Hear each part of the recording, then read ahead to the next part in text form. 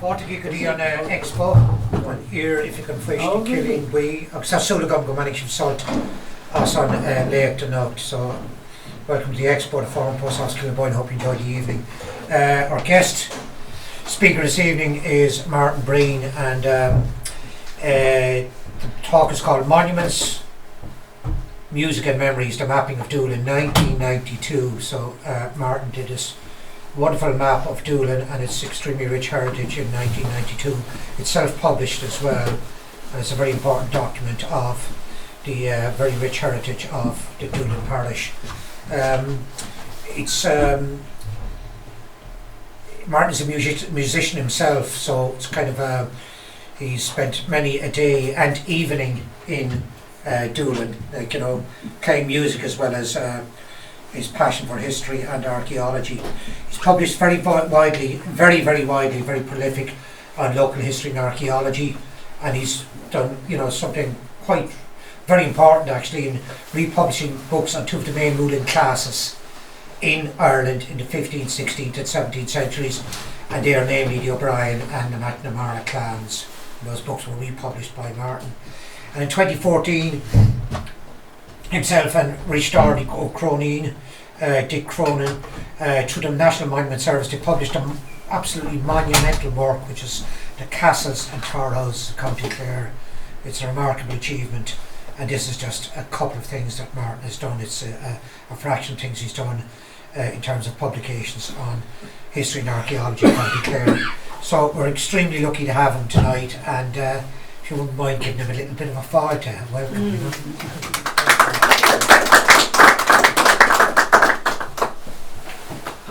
Do you want to turn off the house light?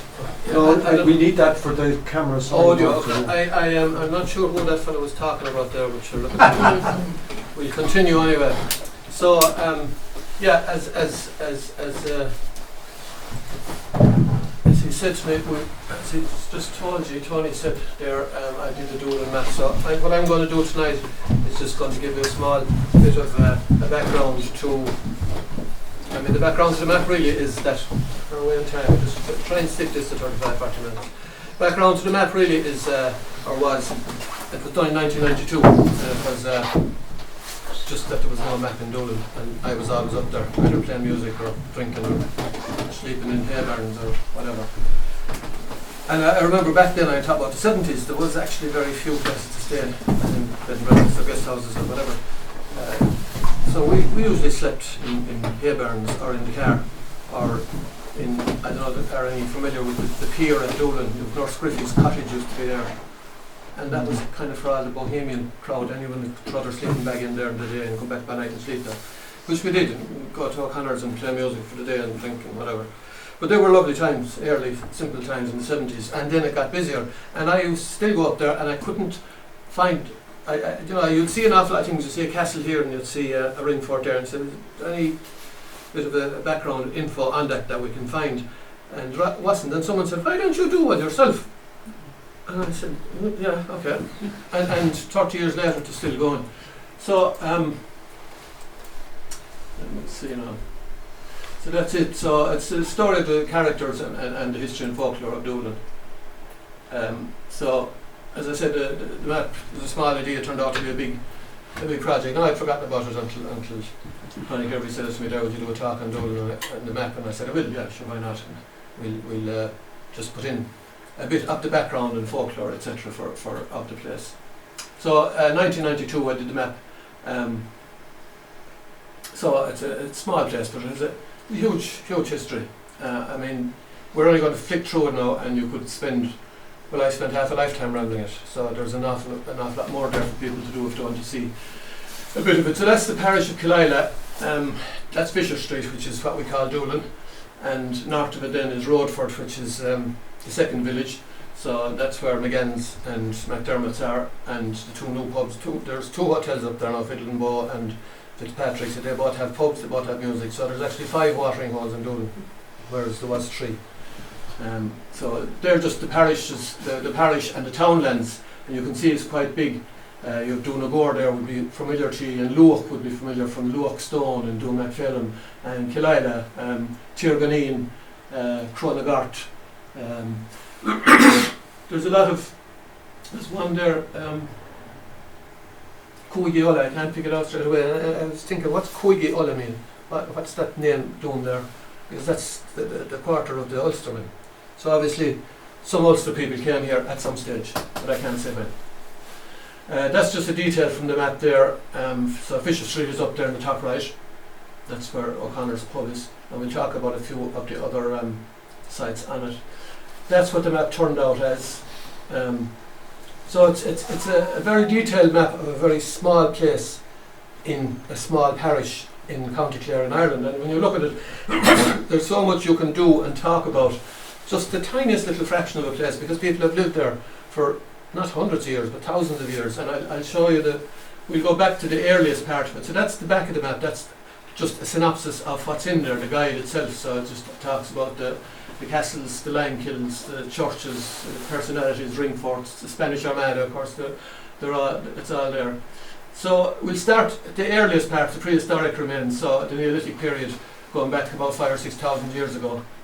So the stone axes were discovered in the Fisher Street area by the Limerick Field Club, the LFC, in 1899.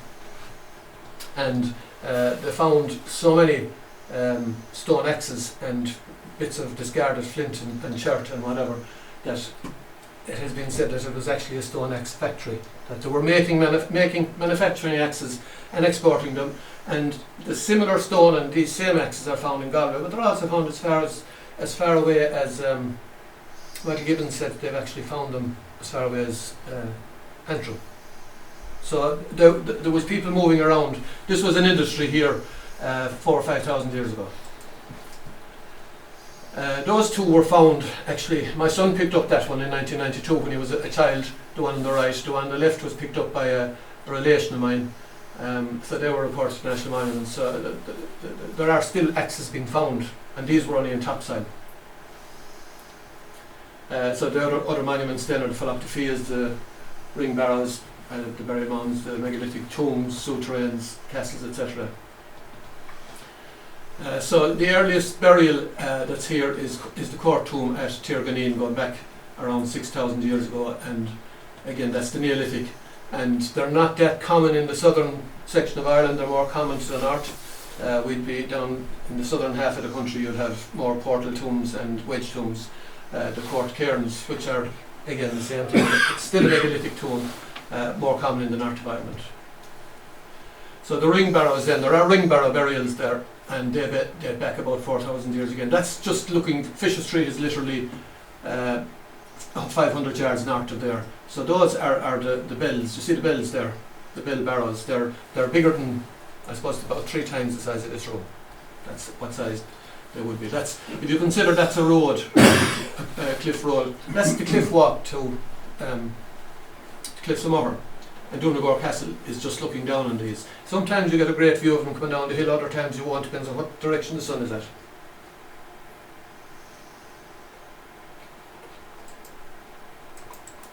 Come on. So then we move to the late medieval, and the late medieval then, say 1100, 1200 up to 1600. You have a few churches there, and you also have a few castles and tower houses. Killila Church, first mentioned in the paper records of 1302. The building itself is probably around late 15th, early 16th century. There are 17th century additions there, and you can see the west gable and the south chapel there on that.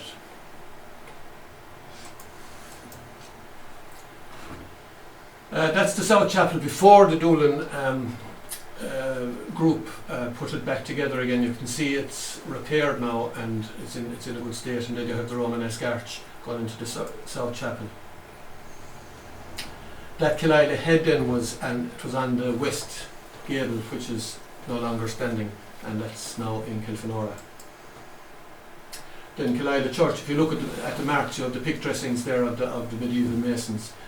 Everywhere you look in Killila you have rich carvings. That's a grave we don't know any more about who it was, but that's like a line of the O'Briens on the right hand side of it.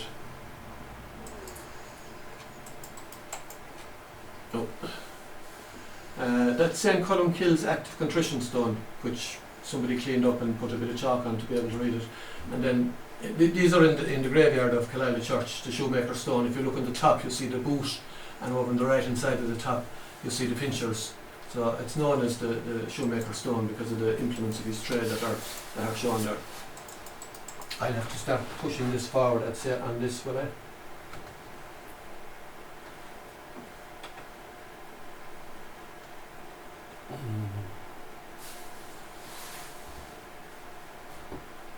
You want to hang there, Martin? What's shown now? Yeah. So that's Killinaboy, right beside the church. Church is there on the right hand side. This is on the left hand side rather, and to the right is the McNamara vault. It was never used. It was used as a jail or a prison during the Troubles. Then we move on to let's sit down now to operate this one. Then we move on to Mullen Church, which is in Rodford, and Mullen Church again is around the late 1500s. And appeared again in the 1302. Both churches appeared in the 1302 papal taxation. Not the present churches, obviously. Present churches are about 15th or 16th century.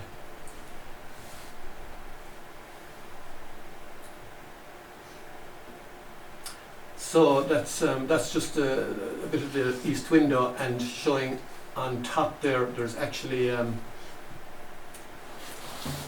living quarters for a priest, which is unusual in medieval churches to have the living quarters. There's only a few of them extant.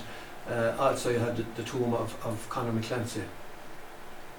So the church is traditionally believed to have been founded by St. Brecon, disciple of St. Patrick, who was connected with the Aran Islands. Now that's a stray find. It was a Bronze Age, dated 200 to 300 AD, Bronze Age brooch that was found in the graveyard of Mullen Church during the time of the phosphate mines in the 1940s.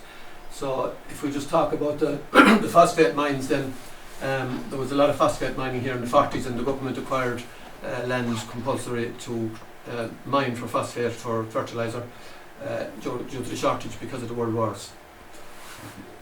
The crushing factory and the lime kiln are still there. That's a picture taken in the 40s, I suppose. Rodford actually, can you see just over the top there?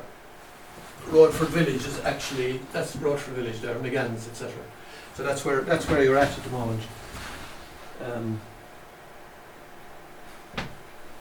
And that's just a picture of the phosphate bed in the crushing area in 1941. The lime kiln is there on the left, if you can see it. People often mistake it for a castle, but it's actually the lime kiln. So we go on to the medieval castles of Doolin. So Donegal, that's a photograph of Donegal in about 1900, and the castle was built by the O'Connors sometime in the 1500s. That's another picture of it in the 1900s, and then it was bought by John C. Gorman, who was an American tobacco importer in the 70s, and he did up the castle, so he did the most beautiful job in it. So if you look out there, you'll see the pier is on the section of land jutting out. You've Crab Island in the middle with one of the Aran ferries going out, and you have the Aran Islands. So it was a great vantage point. And talking to the guys who actually drive the ferries, they use Donegal Castle when they're coming back from Inisheer. They line up Donegal Castle with the mast on Donegal Hill, and they know that that's the straight route and safe route in.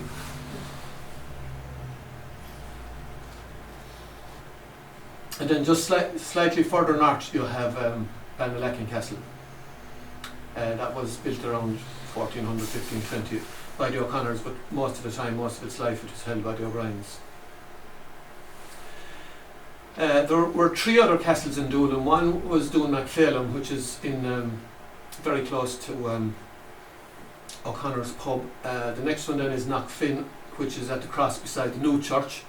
There are only a few stones of that, and that's one of them. That's a corbel from the castle. And the other one then is Mullen. And if you look at the walls around Mullen, which is where the phosphate mines were, you can see these are upturned corbels. It's the same stone as the stone on top, it's just turned the other way around. And if you look in the walls of the fields around Mullen, you'll find the late medieval masonry. So if we look at Doolin in the modern period and in the modern era, the landlords' houses, etc. So the Sarsfields and the McNamaras lived here in the 18th, 19th and 20th century. John Sarsfield inherited the lands of Boetius Clancy, the hereditary Brehon family, in 1655. Sarsfield was a Catholic of Anglo-Norman stock, and he was one of the transplanted Catholics, and he landed in North Clare in 1653, and he was a close relative of General Patrick Sarsfield. So the Sarsfields married into the McNamara family of Innislime and Doolin, and by the marriage of McNamara to Sarsfield, it related the McNamaras to almost all of the landed gentry of County Clare at the time, and we can look at the connections there now. So a lot of members of the McNamara family of Doolin and Innislime held the position of High Sheriff and Justice of the Peace in County Clare at this period. Now they lived in Innislime House, but Doolin House was their summer retreat, their country residence, in other words. And there's an awful amount of stuff. I'll deal a little bit about that. There's a lot of history about Doolin House, which is no longer extant. So that's a pedigree that I drew up of the McNamaras of Innislime and Doolin. So the marriage that I'm talking about was where you can see it here, William McNamara to Catherine Sarsfield. So that was in the 1700s. But by marrying McNamaras into the Sarsfields, they were the Sarsfields were related to the O'Briens. The O'Briens were related to the Knights of Glyn. The O'Briens were also part of the Drummond and the Lemona branch, and of course the O'Briens of Innislime House. So straight away you see the families that were involved through different lines of relationships with the marriage. Then you also had the Finukins of Ennis, who were the Justices of the Peace. You also had the Stainers of Carnelly. So they had marriage into all the landed gentry family of the time. So we're going into Doolin now in around the 1930s, and that's probably one of the few pictures of, and I'll show you a better picture of that, of Doolin House there in the centre. When we come to more modern times, down to the 1900s, 1930s and 40s, bottom picture there is actually Dylan Thomas, who married Kathleen McNamara of Doolin House. And her father, if you cross over to her father, this is him here, Francis McNamara of Doolin. There's still people talking about the stories of the life of Francis McNamara. And of course the other guy then from the Doolin Innislime McNamara's is Robert Twigg, and Robert Twigg is probably one of the best historians that ever lived. He died in 1918, and he wrote the extensive family history of the McNamaras because he had married Frances Susan McNamara, the daughter of Francis of Doolin and Innislime. So that's the McNamara House of Doolin in about 1900. So if you look closely there, you might be able to see a younger member of the McNamara family playing at the steering wheel. He's been watched over by the chauffeur and two ladies. And that's most likely from the date of the picture, that's Francis McNamara that we're talking about, the father of Kathleen, who married Dylan Thomas. So the McNamaras of Doolin in the 19th and 20th century, that's what remains of Doolin House today, is that corner. That's all that's left of the house. The archer walls are still there, obviously, and there's they were just very fine windbreaks for the period. So, just see, what do we say there? The remains of the McNamara family retreat. Now that was known as Doolin Castle at the time. It was the summer house of the McNamaras, who were the landed gentry. The house was burnt during the Troubles in 1921, but not before the next generation of McNamaras had their idyllic and bohemian lifestyle. As they say, if walls could talk, there was some scandalous times and scandalous happenings in that place. So there's only some garden walls left there today. So that's just another shot at the garden walls. Now if you're wondering where exactly this is and where Doolin House was, if you place yourself at the new hotel, the new buildings in Doolin, it's literally looking seaward straight across. And that's the entrance today. So that picture was taken standing outside Fitzpatrick's pub in Doolin. So looking at it there, there's a house to the right there with the Moher flag on it. That house was there in the 1800s, but the actual gate lodge is where this house is, and I'll show it to you on the map in a minute. And this is the river, the bridge over the River Isla, and the house then is up this lane, or what they called, what Kathleen McNamara called the Drainy Lane, down to Fisher Street. So that's the 1830s map, and the 1920 map, and the 1830s called it Doolin Castle. You can see the orchard wall. You can see the garden. The house was an L-shaped house. That barn is actually still there. The roof has gone off it. This is all that's left of the house now. Is this little piece? That was the long avenue up to it. That's the actual gate lodge, and that's the little house I showed you. That's the opening as you walk in from Fitzpatrick's pub. So that's the more up-to-date map. That's the 1920s map, which still shows the gate lodge and the house. So if we go to Francis McNamara, he was the son of Henry Valentine, or Henry V as they called him at the time, who was the sheriff. He was on the beach in Doolin, picture taken there in 1920, and just on the right hand side of the picture is Kathleen McNamara, his daughter, who later married Dylan Thomas. He was one of the more colourful characters to live at Doolin House. And Francis entertained many of his literary friends and artists at Doolin, among whom was Lady Gregory, George Bernard Shaw, J.M. Synge, Augustus John, Dylan Thomas and St John Hutchinson. And much of the life story and that of his family is recorded in the publications of his children, which I'll show you later. The book Two Flamboyant Fathers depicts Francis McNamara and his friend Augustus John as the two flamboyant fathers of Nicolette and Kathleen McNamara. That's Augustus John. He was a Welsh artist, and those two photographs were taken in 1920 at Bowen's Bay, which is directly behind where that long lane went up to the house. If you keep going out to the sea, that was Bowen's Bay. And Kathleen is sitting at his side. You can see her there at his knee. And Francis, who was known as a thinker, was thinking deeply. He was a philosopher and a thinker. He was a poet. He actually wrote a book of poetry. He never did a whole lot else with his life. He was the son of a very rich and powerful aristocratic landlord, Henry V, who was the sheriff as well. But he didn't follow in their footsteps. He didn't really want to become a landowner or landlord, with the result that Francis actually squandered the entire fortune of the family eventually. And I'll go through some of that in a minute. So, after, as my late mother used to say, after the gatherers come the scatterers, and that's what happened in this case. Yeah, the Celtic Revival period of the Abbey Theatre, which was founded in 1904 by Yeats and Lady Gregory, was in its infancy, and Doolin House provided a base for the main players of this, and they all attended and they all stayed here, had fantastic weekends and weeks, and you know, there was a great life story. That's Augustus John on the front page of the Time magazine in 1928. So he spent a lot of his time there. He was the second flamboyant father. So that book, I don't know, have you ever come across that book, The Two Flamboyant Fathers? Most fantastic, gorgeous read if you can ever find it. It was written terribly well and explains exactly what happened in the Doolin house and say 20 years before the 1820s and maybe up to the 1930s or 40s, of the life of a country gentleman who no longer wanted to be a country gentleman, with his children and what they did and what they didn't do, etc. That's Francis McNamara, that's the father, as painted by that man, by Augustus John. So Francis got married, left the country. He actually lived in Dublin, he lived in England. He eventually came back and he came to Ennistimon House, which was his home, or his father's house, after his third marriage in 1936.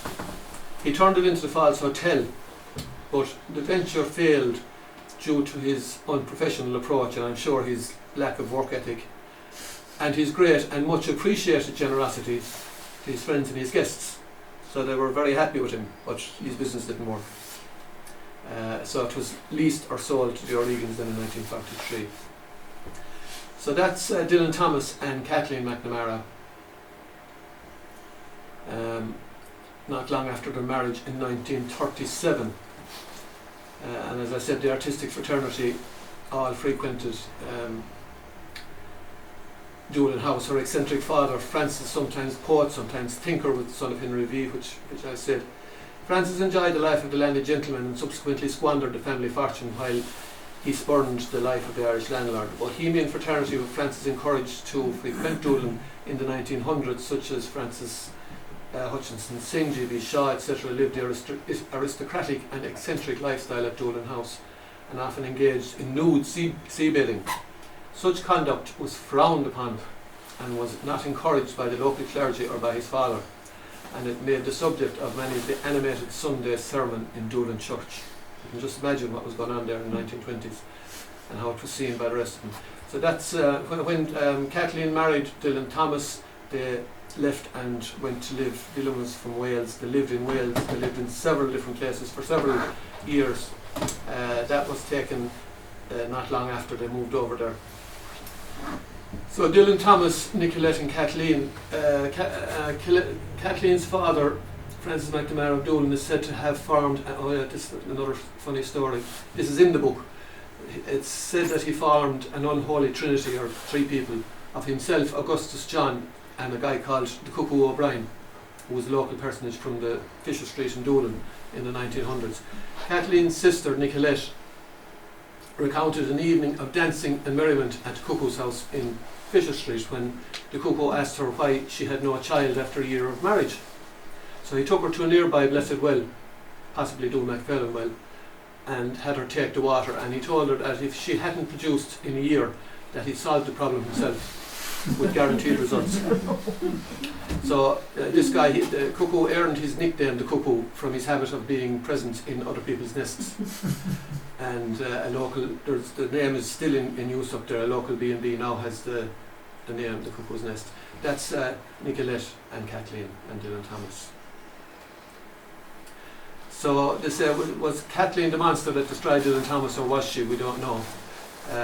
They lived a pretty scandalous life. That's her in 1924. But her 1997 autobiography explained quite a bit. The opening line said, "Ours was not a love story, it was a drink story.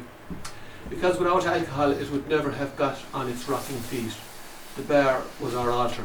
So that's from Kathleen's 1994 autobiography, probably the most comprehensive story of her life. And that was published in 1997, 4 years after she died. And the book itself is called Double Drink Story, My Life with Dylan Thomas.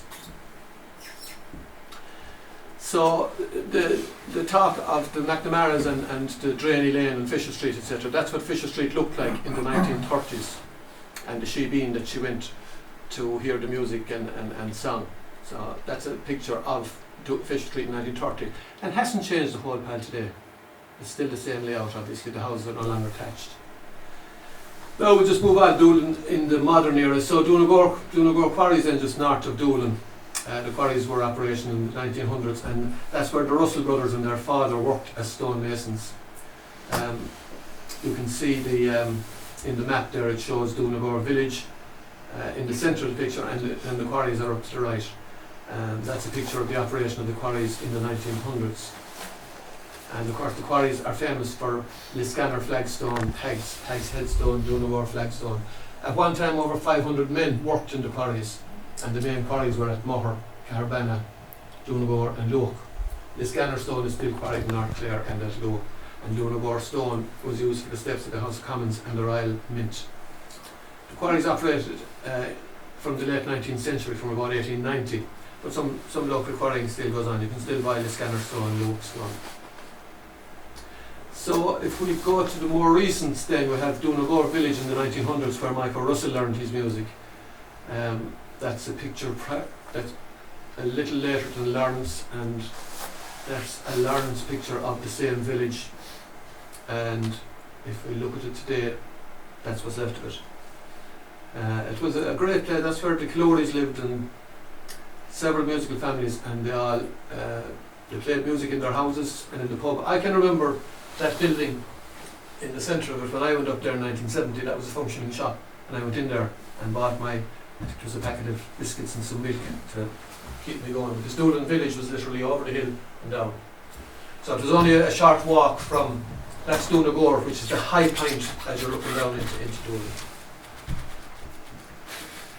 Now we'll talk a bit about the music and the folklore of Doolin. So that's O'Connor's pub where it all started. O'Connor's was established in 1832. That's a picture I took in the 1980s of O'Connor's, and that's the late Doll, was Gus O'Connor's wife, and Susan working in the bar. That's where we spent a lot of our youth playing music and drinking porter.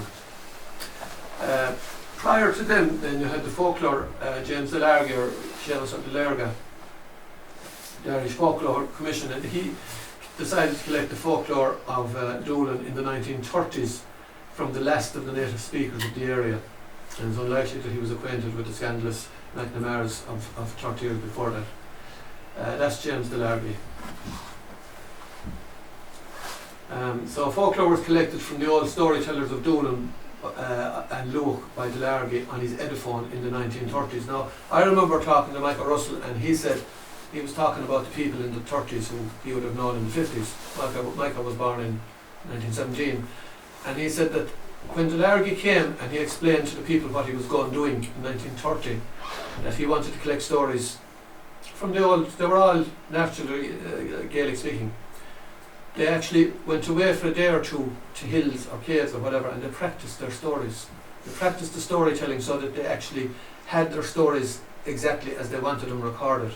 And he recorded them on what he called his Ediphone, which was the precursor of the recorder that we would have known 20, 30 years ago. So they spoke into it and spoke their stories. So Laura Stefano Hillary then was the book that was published. Now it wasn't published until 1981, but it's the details of what Delargy picked up between 1929 and 1945 in his work for the Irish Folklore Commission. So we move on to the Russells then, 40 years later. So that's the first picture of the Russells and their first recording in 1975, and that's outside Gus O'Connor's pub. And that would have been an LP, not a CD or a tape or anything like that. So if we look at another picture, this picture is part of the Irish Folklore Commission's collection as well. The house on the left is actually the old Russell farmstead. That's where Michael and Packy and Gussie were born.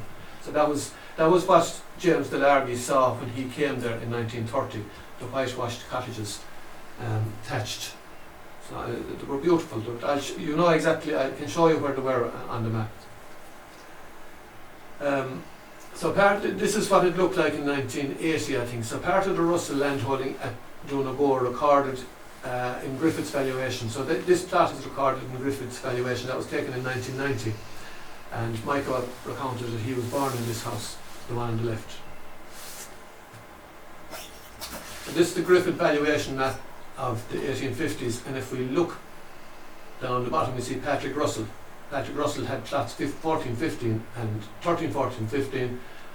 15 was commonage, so that was, there are two plots, and that's where the house is. I'll show you where the house is. And number 15 is where they had commonage for grazing, and that was the home, which is the white thatched cottage that I showed you there a minute ago. Now the bottom arrow there shows, so they moved in the 50s or 60s and built a new house there at the road where the bottom arrow is. And that's an overview of the Russell homestead. So that's what the house looked like before renovation. Somebody bought it and did a most beautiful job in it.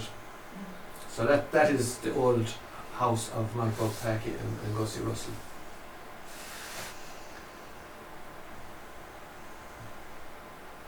So they say he was the musical ambassador 1915 to 1994. Sadly, he died in a car crash coming back from Gort in 1994. So he was, 79? Is that what that makes him out to be? 79, I think. And he was very fresh. He was very fresh. He was a lovely man. That's Michael with Doonagore Castle behind him in the background, and he was always at home in his short sleeves and working. He was a hard-working man. That's the newer house at Doonagore in 1990 with Michael going in the door. And that's Michael at work at home in the 1970s. So if we look at the three brothers, then you had Michael, Packy, who died first, and Gussie, who only died recently. Packy was the concertina player, and this is the music of Cahir and Fibra, or the Piper's Chair, as learned by Michael from Paddy Killory of Doolin. Paddy Killory was one of the people who lived up in that village that I showed you earlier in Killinaboy. And Michael produced several publications during his lifetime, but I'll show you the publications. So that's the Piper's Chair, what they call the Piper's Chair in Luke. It's a natural erratic boulder, but Michael always associated it with the Piper's Chair, and he wrote some stories. He wrote letters to me about the Piper's Chair at the time, and the festival of the pipers, and how the pipers would fight, and one of them was thrown over the cliff. And he always had great stories. It was always a small bit of folklore, maybe a bit of truth in it, but he was a great storyteller. So you have the Piper's Chair there, and you also have a Piper's Chair in Inishir, or no, Inish Man, I think. So seemingly you could go from one to the other. The story of the tunnels again, which keeps appearing in stories, obviously folklore. That's Michael playing on the Piper's Chair. And that tune is still played, that jig, the Piper's Chair. It's not an uncommon tune at all. So he was very much sought after as a teacher at the likes of Willie Clancy, and you can see the expressions of admiration by the children. They loved him. He was a real lovable character. That's Michael again. Now Michael travelled quite a bit, so that's the Irish Folk Festival in Germany in 1974, and Michael featured several times in Germany. 1975, it says Michael and Packy Russell, although Packy, they never managed to get him into the car. He wouldn't leave Doolin. Michael would be ready at the door with his suitcase tied with a bit of sugan rope and ready to go to Germany. And really it didn't matter. Once he got into the car and he got off in Germany, somebody would take care of him. He was that kind of a guy. And he never went wrong. He never went wrong in Predator. And he had to end his days, sadly, in a car crash not far from his own home. So you can see where you can see the names of both there, Michael Russell and there, Michael and Packy there on that one. So Michael travelled to Germany for the last time, 20th anniversary of the 1994 festival. Sadly he died in 1994 on his way home from a session, and he was just going into the studio to make another CD, according to Noel Hill. And coincidentally, Kathleen McNamara of Doolin died the same year, 1994. She died in July and he died in February. And she was actually in Sicily when she died. She had relocated. As I said there, Michael being the eternal conversationalist, I can imagine the banter at the pearly gates when the two of them met. So that's Michael at his last festival in 1994. So just have a quick look now at the recording. So the first one there on top is the Three Brothers. That's the only one the Three Brothers ever made. There's 4 and 4H, but there's 10 recordings of Michael on his own. And he was about to make his 11th. Now he also published, he wrote little books, and he called them the Piper's Chair. So that's the Piper's Chair Volume 1. That's the Piper's Chair Volume 2. Always including Michael on the front of it. He loved. I can remember when I showed him the Doolin map for the first time, and his picture was drawn into the bottom right hand corner of it by Hilary Gilmore. You're probably familiar with Hilary Gilmore. She would have done the covers for the Other Clare for the last 49 years. She's a great artist. And I showed Michael the picture before I had it published, and I said, Michael, is that okay? What do you think of that? Does it make me look a bit old? He said. So, I was worried about his appearance. That's another lovely little book he did, Music and Folklore of Doolin by Michael Russell. So there are his 3 publications. Then that guy Dermot Winter wrote that book, Michael Russell's Doolin, and then the other one is the one that was brought out by Dennis Diamond Festival. And again it features and deals with Michael, and it was done by Tom Munley. And I often wonder, are those 2 birds the cuckoos? Is that what he's talking about by putting the cuckoo on the front of that? Was it the Cuckoo Festival or was it the Cuckoo O'Brien of the legend?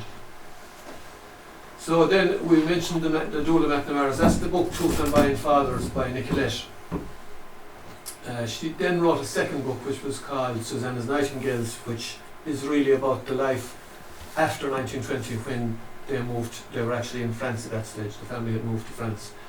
Marionettes then is the book written by her father, Francis the poet. So it's a book of poetry.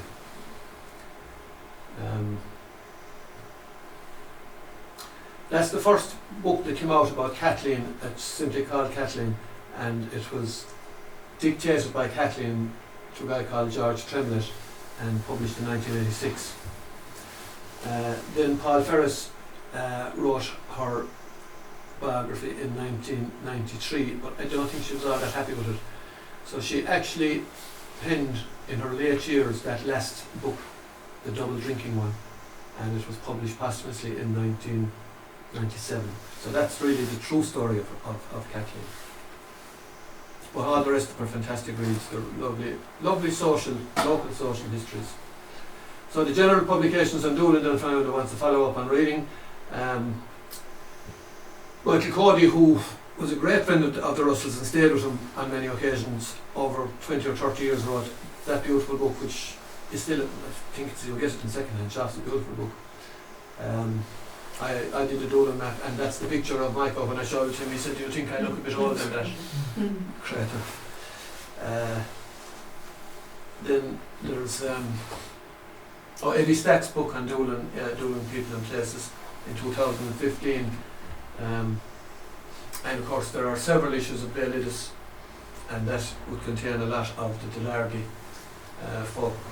collected folklore of the 1930s and 40s Doolin. Publications then by the Irish Folklore Commission. I showed you that one already. That's Laura Stefano Hillera. That's fully in Irish, there's no English in it.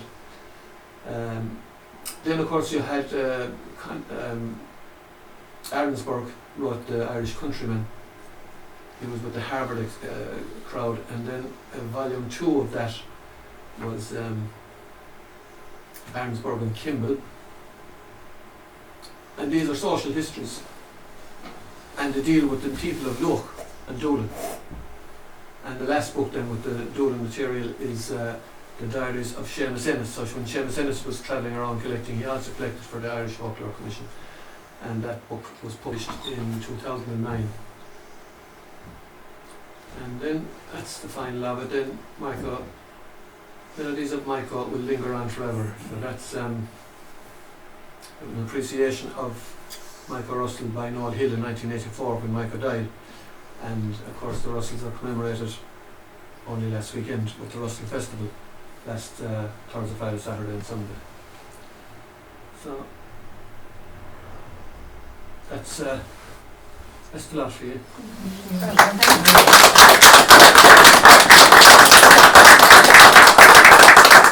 If you have any questions, I'll attempt to answer them. I'm not sure that I will, but there is so much material available, and there's actually so much research still to be done on such a rich, small little place.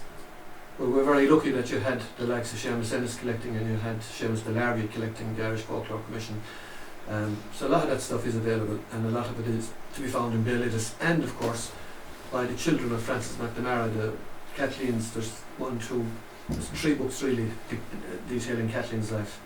Her sister's book, Nicolette's Two Flamboyant Fathers, and the two books of Kathleen, her own 1997 one, and the one that she dictated to Tremlett, and the one was released in 2005. So you will get it from all perspectives. There's plenty of material there for reading to know, and of course if you want to delve into the music, we could be here for another 40 years.